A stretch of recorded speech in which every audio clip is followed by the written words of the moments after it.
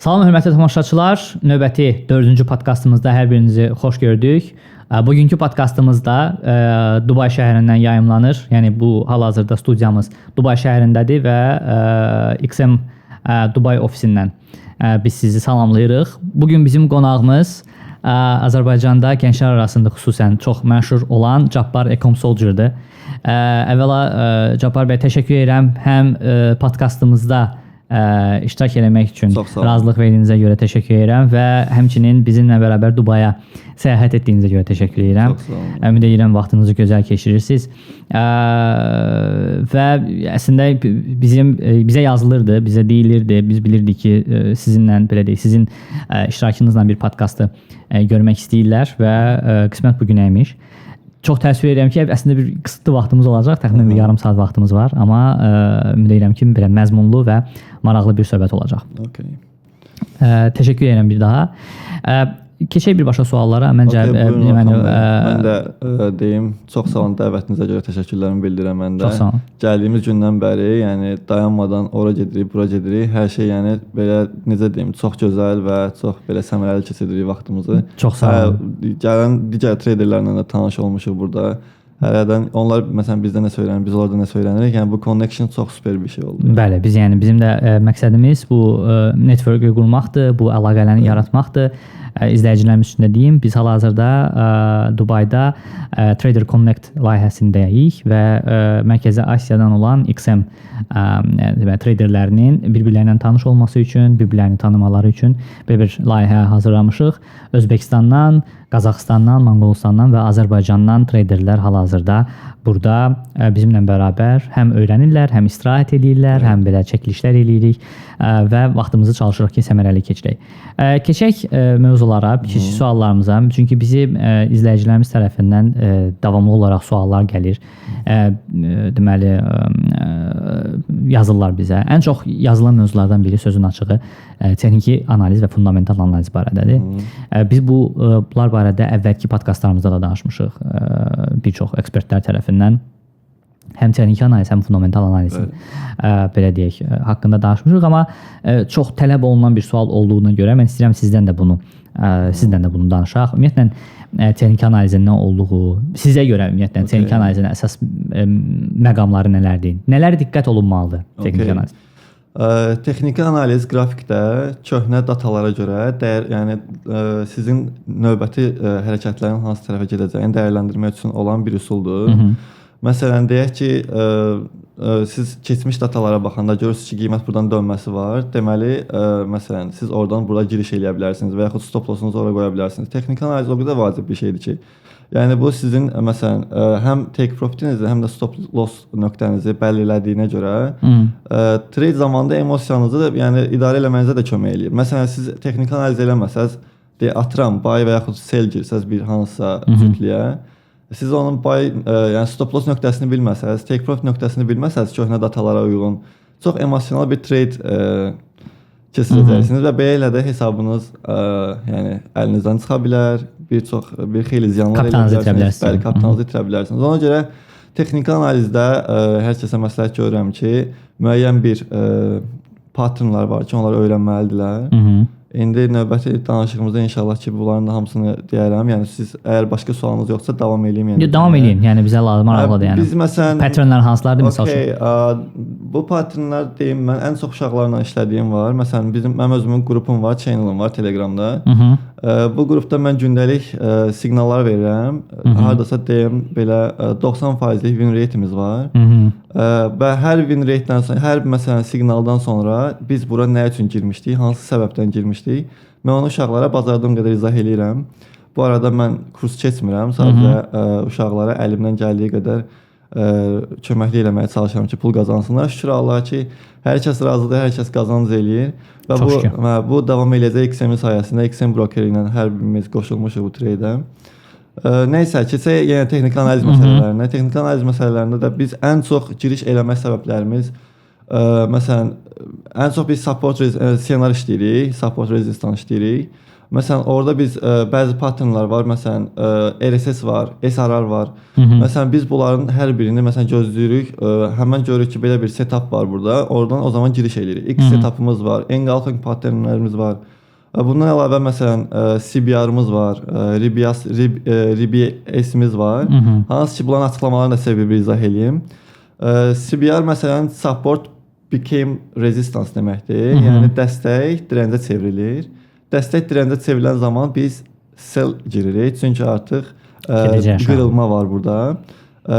Əksi olanda amma RBS-dir. RBS-də isə resistance became supportdur. Yəni dirənc dəstəyə çevrilir.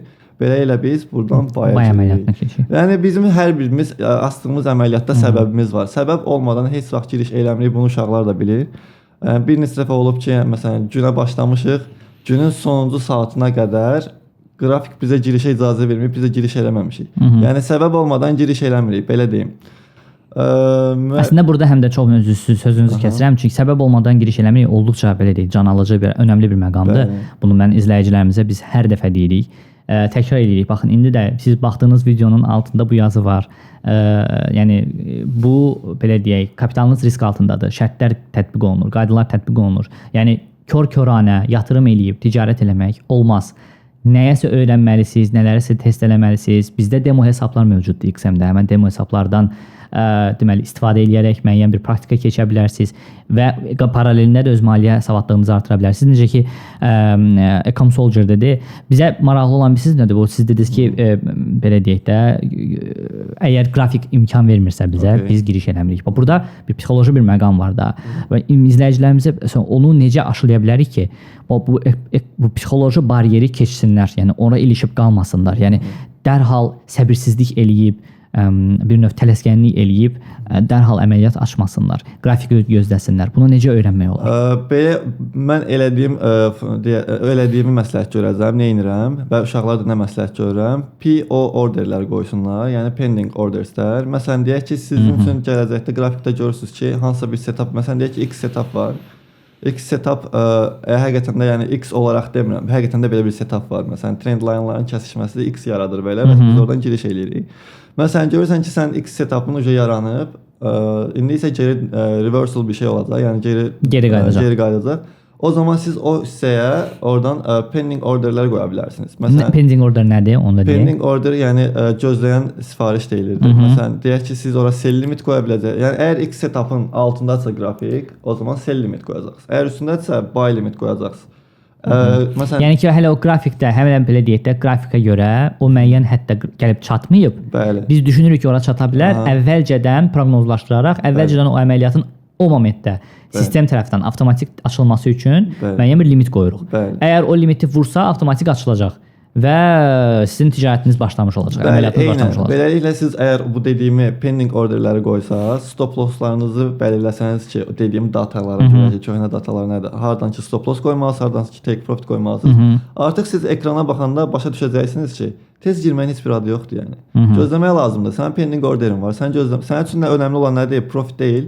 Profitində üçündə bir səbəb lazım idi girişə. Okay, sənin girişinin səbəbi budursa əgər, deməli səbəbə qədər gözləməlisən. Giriş bazar sənə giriş vermirsə girmə. Yəni bu qədər sadədir. Çox gözəl, çox gözəl. Məncə çox vacib bir mesaj ötürdük buradan biz izləyicilərimizə. Sadəcə əgər bir məqsədiniz varsa, trade öyrənmək istəyirsinizsə, mən dediyim bu patternləri bir-bir yazın qırağa və girin həmin o patternləri YouTube-da öyrəndikdən sonra girin məsələn TradingView-da back testlər eləyin. Hər gün back testlər eləyin. Məsələn götürün replay eləyin qrafiki 1 il bundan öncəyə qədər və ondan sonra dediyim bu patternləri nələr ki öyrənmisiniz, hansı ki strategiyalar öyrənmisiniz, hər birini test eləyin. İnanın mənə, müəyyən bir zamandan sonra 100% də olmasa ən azından 90-95% win rate-iniz olacaq. Mən sizə söz verirəm. Mən özüm scalpla məşğulam, yəni scalp edirəm, uzun müddətli trade eləmirəm. Buna səbəb də son zamanlarda olan bu ağır xəbərlər, volatillik çox artır. Ona görə yenə deyim, elə bizdə ümid edirəm ki, yəqin mövzulardan volatillik də var. Bəli, əlbəttə. O mövzu haqqında danışım. Yəni volatillikdən necə qaçınmaq olar? Yəni onu izah edeyim. Ən yaxşısı volatillikdən qaçınmaq scalp eləməkdir. Yəni gördünüz ki, xəbər vaxtıdır. Ya mən sizin sözünüzü kəsirəm. Birinci izah edeyim. Volatillik nədir? Çünki biz belə deyək də terminoloji olaraq bizi izləyənlərin içində hamısı anlamırlar. Çünki bilmirlər. Okay. Yeni başlayanlardılar. Onların ümumiyyətlə xəbərləri yoxdur və podkastlarımızı belə deyək də ardıcıllıqla hazırlamağa çalışırıq. Və bizə lazımdır ki, bu bir bütün bu anlayışların hamısını yavaş-yavaş insanlarımıza belə deyək çatdıraq. Volatillik nədir? Əvvəlcə ondan başlayaq. Volatillik bir anda bazarda həcmin çoxalmasına, yəni qısa bir zamanda bazarın çox sürətli oynamasına deyilir. Məsələn, dalğalanmasına deyilir. Bu bəzən volatillik həm yüksək volatillik var, həm də az volatillik var. Yüksək volatillikdən necə qaçınmaq lazımdır onu deyim. Mütləq və mütləq stop loss'unuz bir bəlirləməlisiniz ki, mənim stop loss'um haradır. Əgər siz stop loss'suz volatil bir bazarda trade eləməyə başlasanız, inanın ki, günün sonunda heç yaxşı olmayacaq. Ona görə məsləhətim odur ki, volatillikdən iki cür qaçınmaq olar. Ya ümumiyyətlə bazarı sadəcə seyr elə, ya da girirsənsə də ki, normal olaraq, yəni bazarın hərəkətinə uyğun sən də öz strategiyanı qur. Məsələn, çox sərt strategiyan olmalıdır. Stop loss'un bəlirləndi burada, vəsə. Sən əgər orada bitirdinsə, deməli bitdi sənin üçün trade. Yəni əlavə bir stop loss'umu uzadın və yaxud belə. Deməli sən əgər dediyim bu strategiyan, məsələn, sənin o planın, səbəbin yoxdursa girişə, səbəbin artıq əgər qırılıbsa, volatil bazarda trade eləməyin heç bir mənası yoxdur. Yəni volatil bazarda belə çıxır ki, əslində trade eləmək həm həddən artıq risklidir, həm də həddən artıq profitli ola bilər. Yoxsa daha çox risklidir. Bunun ikinci cürü də var. Yaxşı treyderlər üçün volatil bazar fürsətdir. Təzə başlayan treyderlər üçün bu risklidir. Belə deyim. Hə, yəni biraz təcrübəniz olmalıdır ən azından volatillik. Yəni bu bir növ əslində belə deyək də surfingə də bənzəyir. Yəni surfing təzə başlayanlar adətən daha nisbətən belə deyək də aşağı dalğalı və yaxud da belə sakit yerlərdə daha çox öyrənməyə çalışırlar, o balansı saxlamaqdan ötürü, amma müəyyən müddətdən sonra, müəyyən təcrübə əldə edəndən sonra artıq daha böyük dalğalar gələndə, elə eyni dalğa kimi desək bunu, daha böyük dalğalar gələndə artıq daha professional şəkildə həmin dalğalarda surf eləmək mümkündür. Və eyni şeyi də biz belə deyək də tradingə deyə bilərik, tətbiq eləyə bilərik. Ümumiyyətlə bu strategiyaların, bu danışdıq bazardakı volatillikdəki bu strategiyaların uyğun olması. Strategiyaya özünün qurduğu strategiyaya insanın sadiq qalması vacibdir. Belə çıxır ki, volatillikdə. Ümumiyyətlə bu strategiyaların müəyyən olunması üçün də xüsusən də volatillik dövründə necə məsəl üçün nələr tövsiyə görərdiniz? Bu strategiyalarda nələrə diqqət eləməlidirlər? Həm təzə başlayanlar, həm də artıq müəyyən təcrübəsi olanlar. Okay, volatillik bazarda ən çox sessiyaya görə dəyişir. Ən güclü volatillik Amerika sessiyasında olur. Amerika sessiyasında da olmağına səbəb odur ki, xəbər sonrası başlayır dalğalanmalar. Xəbərlərdə də ən güclü xəbərlərdən FOM xəbərlər var. Nə bilim CPI-lər var, NFP-lər var. Yəni belə deyim, siz bu xəbərləri əvvəlcədən analiz eləyə bilərsiniz, amma dəqiq heç vaxtı, yəni buna qərar verə bilməzsiniz ki, məsələn, mən NFP faizləri bu qədər olacaq, məsələn, bu cür giriş eləyəcəm. Siz eyni zamanda bu fundamental analiz sayılır. Siz fundamental analizlə texniki analizi birləşdirməlisiniz eyni zamanda. Məsələn, fundamental analiziniz deyək ki, məsələn, faizlər açıqlandı, deyək ki, hər şey dolların xeyrinədir. Eyni zamanda siz texniki analizdən köhnə datalara baxıb dəstək direncinizi qoyun ki, ona uyğun fikirlə və bu iki nüansları birləşdirin. Sonra özünüz üçün xəritə çəkin, mappinginiz olsun. Hər gün ümumiyyətlə səhər duranda, əgər tradersinizsə, hər gün səhər duranda sizin bir dənə trade mappinginiz olmalıdır. Nədir? Mapping nədir? Mapping yəni xəritəniz olmalıdır. Məsələn, səhər durdun, 4 saatlıq qrafika qoydun, dəstəyi qoydun, direncivi qoydun, ortada qırılmaları qoydun. Qərar nöqtəvi qoyursan ki, məsələn, bu qərar nöqtəsini əgər buradan qırılarsa, mən üzü yuxarı scalp eləyəcəm buy. Yəni əvvən bura qırılarsa, mən selə işləyəcəm gün ərzində. Sənin gün ərzində bir məqsədin olmalı, yəni belə. Başa düşdüm sizi. Çox təşəkkür edirəm. Əslində çox vacib bir məqama toxunduq. Həm scalpingdən danışdıq, həm mappingdən danışdıq, həm texniki analizdən, həm volatillikdən, hər şeydən. Bunlar olduqca vacib məqamlardır. Mən istəyirəm bizim izləyicilərimizə də deyim, təkrar edirəm. Əgər yeni başlayan tradersinizsə, demək XM-də demo hesablar mövcuddur. Demo hesablarda siz trading eləyərək sistemi test edə bilərsiniz. Həmçinin yeni başlayansınızsa və XM-də birinci dəfədir qeydiyyatdan keçirsinizsə, XM-in təklif elədiyi depozitsiz bonuslardan istifadə edə bilərsiniz. $30 XM sizə təklif eləyir. Siz həmin $30 ticarət eləyib müəyyən bir profit qazansanız, şərtlərə uyğun formada həmən profiti qazansanız, o çıxarış eləyə bilirsiniz. Yəni qazancınız sizindir. $30 oradan çıxılır və yerdə qalan nə qazanmısınızsa sizin belə deyək, mənfəətiniz sayılır. və ya onu yenidən öz ticarətinizə yönəldib deməli trading eləyə bilərsiniz. Və bunları təbii ki, təkrar eləyirəm. XM-in təklif elədiyi, XM-in ortaya qoyduğu çox vacib deməli qaydalar var və o qaydalara əməl eləyərək bunu həyata keçirməlisiniz. Mən istərdim biz keçək növbəti mövzumuza. Ümumiyyətlə biz bayaqdan danışdıq, siz Trumpın adını qeyd elədiniz, Amerikanın prezidentidir, sonra Amerikadan gələn xəbərlərdən danışdınız. Mən istəyirəm biraz bunlardan danışaq. Ümumiyyətlə bu qlobal hadisələrdir, sonra geopolitik, geosiyasi gərginliklərdir, dövlətlərarası münasibətlərdir, iqtisadi, siyasi, hərbi münaqişələr ola bilər. Bunlar bazara real təsir eləyir. Yəni bu doğrudan həqiqətən belədir. Çünki mən belə bilirəm biraz primitivdir. Bunu mən keçən podkastda da demişdim. Çox primitiv bir nümunədir, amma biz uşaqlıqdan belə eşidirik də ki, müharibə varsa qızılın qiyməti qalxacaq, neftin qiyməti qalxacaq falan belə bir söhbətlər var da.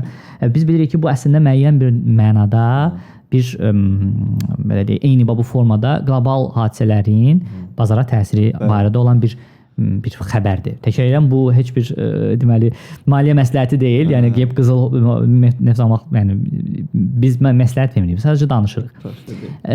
Nə qədər təsir edir? Bu doğrudan təsir edirmi? Bəli, 100% təsir edir. Nəyə görə? Qızıl dollarla tərs mütənasib olduğuna görə, məsələn deyək ki, hər hansı bir müharibədə dollar dəyər itirə bilər və eyni zamanda da məsələn dollara yatırım edən insanlar daha çox güvənli limanlara yatırım etməyi düşünürlər və beləliklə bütün dollarlarını gəlib qızıla yatırım edirlər. Ki mənim üçün qızıl daha çox güvən verir. Bu yəni 2000 nə bilim bir neçə illər belə öncədən belə qızıl ancaq dəyər qazana gedir də. Yəni bunun o tərəfi ola bilməz ki, qızıl ancaq üz aşağı getsin və heç vaxt da geri dönüş eləməsin. Ona görə hər kəs yatırımını qızıla uyğun eləyir. Yəni müharibə zamanı dolların hər gün dəyər itirmə riskləri olduğuna görə insanlar da fikirləşir ki, mənim pulum ən yaxşısı elə güvənli limanda qalsın, dollarda qalsın. Hətta bitcoinçilər belə, kriptoçular belə o zaman görürlər ki, vəziyyət belədir, məcburən götürürlər bütün pullarını elə qızıla yatırım edirlər. Zaten biz də bütün tələbələrlə biri, tələbələr deməyim, izləyicilərlə bir yerdə ancaq qızıl trade eləyirik. Çünki qızıl bizə görə ən güvənli limandır və yəni başqa alətlərdə trade eləmirsiniz. Əsasən qızıl üzərindən. Ancaq qızıl üzərindən trade eləyirik. Aramızda scalp eləyənlərimiz də var. Ümumiyyətlə long term eləyənlər də var, yatırım məqsədli eləyənlər də var. Şükür Allaha ki, yəni indiyə qədər win rate-imiz də əladır. Bu arada bizim komandamız da, yəni komanda deməyim, yenə deyim, izləyicilərimizlə Telegram kanalımızda olan uşaqlara bir dənə strategiya öyrətmişəm. Bu strategiyanın adını qoymuşam La Casa de Papel. Aha, yəni uşaqlara deyəndə ki, məsələn qrafika baxırıq, deyirik ki, uşaqlar burada grafikdə La Casa de Papel yaranıb, davay giririk. Bu nədir? Gəlin sizə onu ümumi də izah eləyim. Kimsə əgər bizim qrupda yoxdursa, getsin baxsın. Yəni 100% desəm yalançı olaram, amma 95% win rate var bunun. Yəni bunu mən sizə verirəm. Sadəcə bunu heç bir trader inanmıram ki, belə yəni rahatlıqla desin, amma mən deyirəm çünki mənim izləyicilərim belə bilir ki, yəni amma biz təkrar eləməliyik bunu, çünki bu qanunla da biz deməliyik bunu. Bu yatırım tövsiyəsi deyil. Yəni xahiş edirik ki, təkrar edirik. Risklər var, ehtiyatlı olun və özünüz qərar verin. Buyurun. Təhsil məqsədlidir zaten. Təbii ki. Sabah üçün əgər inşallah onlar da belə bir podkastda getdiklərində, məsələn, belə bir mövzuların haqqında danışanda desinlər ki, məsələn, YouTube-dan yox, bunu Zabbardan öyrənmişəm məsələn. Yəni mənim üçün xoş olar. Ona görə çalışıram ki, hər kəsə köməklik eləyim. Yəni bu bir pul qarşılığında deyil. Sadəcə bir dost kimi, qardaş kimi hər kəsə bunu izah edərmişəm. İndən sonra da indi opsiya deyirəm, ya hər kəs də back testlərini eləsin. Özü qərar versin. Özü qərar versin. Yatırım məsləhəti deyil. Sadəcə təlim məqsədi. Bəli, zaten back testdə hər hansı bir order açmayacaq. Team Trading View-da girəcək, məsələn, qrafik çəkəcək. Gedin qızıl hal-hazırda $3200 dəyərindən də artıq yuxarıdadır. All time high elə gedir. Mən sizə deyirəm ki, gedin qızılın $2000 olan vaxtlarına belə mən bu dediyimi eləyin. Ta ki $3200 olana qədər. Artıqsa 100 dənə orderdən ən azı 95-98 dənəsi, yəni tepə bizə dəyəcək də. Yəni. Nədir bu La Casa de Papel? La Casa de Papel'in deməli Morning Star və Evening Star deyilən bir pattern var. Bir çoxlarınız bilirsiniz zaten Morning Star necə olur, Evening Star necə olur. Bilməyənlər də zaten Google-a yazsınlar, baxsınlar. Əgər Morning Star görürsünüzsə, məsələn Morning Star nədir? Bir dənə uzun yaşıl bearish qırmızı şam olduqdan sonra əgər 2 dənə yaşıl bullish şam bağlayırsa, siz stop lossunuzu qırmızı, yəni bearish şamın altından qoyursunuz və take profitinizdə qoyursunuz ikinci bullish şamdan 20 pips yuxarı. Okay. 90%-lərdə bu tepe olur. Yəni hətta bu bəzən elə olur ki, 3-cü şam yaşla keçir. Yəni 20 pips qalxmamışdan əvvəl biraz reverse eləyir, ondan sonra qalxır və biz də orada scalp eləyirik. Belə çox profit eləyirik, yəni dəyişir. Hər kəsə məsləhət görərəm ki, bunun backtestlərini eləsin, öyrənsin. Eyni zamanda Morningstarın tərsi də Evening Stardır. Yəni sell üçün də bu dediyimi tərsinəsinə istifadə edə bilər. Məsələn, buy isə yəni tərsinə biləndə. Başa düşdüm. Yəni ilk qrafiki belə başa çevirə bilərəm. Okay, başa düşdüm. Eynən belə. Okay, təşəkkür edirəm. Bir daha təkrar edirəm. Bizim xidmətlərimiz özündə risk ehtiva eləyir. Qərarı özünüz verirsiniz. Xahiş edirik ki, test etməkdən qabaq, yəni belə deyək də, tətbiq etməzdən qabaq sınayasınız, baxasınız və ancaq ondan sonra qərarınızı verəsiniz. Mən istəyirdim sonuncu sualımıza keçim. Əslində çox maraqlı söhbətimiz gedir. Mən heç istəməzdim ki, bunu belə bu qədər qısa tutaq, amma vaxtımız da təbii ki məhduddur. Ümumiyyətlə trend izləmə var. Trend izləmə deyə bir anlayış var. Bu trend izləmədə və deməli bu düzəlişlərin tanınmasında hansı üsullar mövcuddur? Necə bir oxumaq olar trendi? Trendlər iki cür olur. Uptrend, downtrend. Məsələn, siz downtrendi üzü yuxarıdan aşağı çəkirsiniz, bütün çökəkləri məsələn götürürsünüz ki, bu üzü aşağı gedən trenddir. Uptrend də tərsinəsidir. Bir dənə də TB var. TB-də nədir? Trendline breakout var. Məsələn, deyək ki, siz trend line'ı çəkdiniz, gördünüz ki, breakout var. Okay, yəni yenə təzədən retest gözləyib. Trend line nədir, breakout nədir? Bunları da deyə bilərəm. Trend line bir qrafikin məsələn üzünün ha tərəfə getdiyini göstərir də məsələn. Siz də oradan trend line xəttini qoyursunuz. Qoyduqdan sonra əgər şam həmin o xətti qırarsa, deməli orada trend line breakout yaranır, yəni TB. Və bu trend line breakout-unu yaratmağı da sizə bir səbəb kimi verir ki, sonra giriş eləyək. İndikatorlardan kənar ümumiyyətlə qrafik üzərində necə oxumaq mümkündür bunu? Sırf nəyi? Trendin özünü. Trend xəttini. Bəli. Məsələn, son 4 saatlıqda baxa bilərsiniz ki, son 4 saat, məsələn 4 saatlıq şamlar ən son zaman məsələn hansı dirəncdən geri dönüş eləyib, hansı dəstəkdən qalxıb. Yəni məsələn bu əgər dirəncə dəyib üz aşağı gedibsə, deməli bu downtrenddədir. Əgər aşağı dəstəkdən üz yuxarı gedirsə, deməli bu uptrenddədir. Heç vaxt 1 dəqiqəlik şamlarla, 1 dəqiqəlik qrafiklə, hətta 10, yəni 15 dəqiqəlikdə olsa belə trendin nə olduğuna qərar verməyin. Mütləq birinci 4 saatlıqda açılmalıdır, trendlər çəkilməlidir, dəstək dirənclər qurulmalıdır. Ondan sonra siz 15 dəqiqəlikdə, ya nə bilim 5 dəqiqəlikdə belə bir riskli ola bilər. Üzr istəyirəm. Scalp eləyə bilərsiniz. Bizim işimiz scalpdır. Yəni hal-hazırda da bazar elə vəziyyətdədir ki, tam bizim vaxtımızdır. Yəni scalp eləyirik ancaq. Hər kəsə də məsləhət görərəm, amma əlbəttə ki, riskə idarə etməsi düzgün olmaq şərti ilə. Təşəkkür edirəm. Çox maraqlı söhbət alındı. Mən izləyicilərimizə də istəyərdim ki, müraciət edeyim. Əgər siz qeydiyyatdan keçmək istəyirsinizsə, elə indi vaxtıdır. Link var aşağıda həm qeydiyyatdan keçmək üçün, həm də bizim XM-in Azərbaycan üzrə Telegram kanalı mövcuddur. Həmən kanala da abunə olmanızı rica edirəm. Bu videonu da xahiş edirəm ki, bütün bu tradinglə maraqlanan, bu qrafiklərlə maraqlanan, istənilən deməli şəxsə yönəldəsiz. Təlim məqsədli təbii ki, qoy baxsınlar, öyrənsinlər. Comsoldier, təşəkkür edirəm. Bir daha gəldiyinizə görə sizi Dubayda qonaq etməkdən çox məmnunluq duyuruq və ümid edirəm ki, inşallah bu bizim yeganə podkastımız olmaz. İnşallah Bakıya qayıdandan sonra da gələcəkdə bir neçə belə podkastda birlikdə görüşərik və izləyicilərimizi maarifləndirərik, belə deyək, ən azından. Biraz ağır sözdür, amma ən azından bir şeylər öyrətməyə çalışırıq. Əlimizdən gələni eləyirik. Təbii ki, əlimizdən gələni. Zaten qeyd eləmişik, nə söz eləməyə hazırıq. Yəni, bunun üçün bizə hər hansısa bir kurs ödənişi falan ehtiyac yoxdur. Kim nə istəyirsə, məsələn, mənim Telegram kanalıma yazsın. Əlimdən gələn qədər hər kəsə kömək eləməyə hazıram. Bu qədər. Təşəkkür edirəm. Bir daha çox sağ olun. Hər birinizə təşəkkür edirəm izlədiyinizə görə.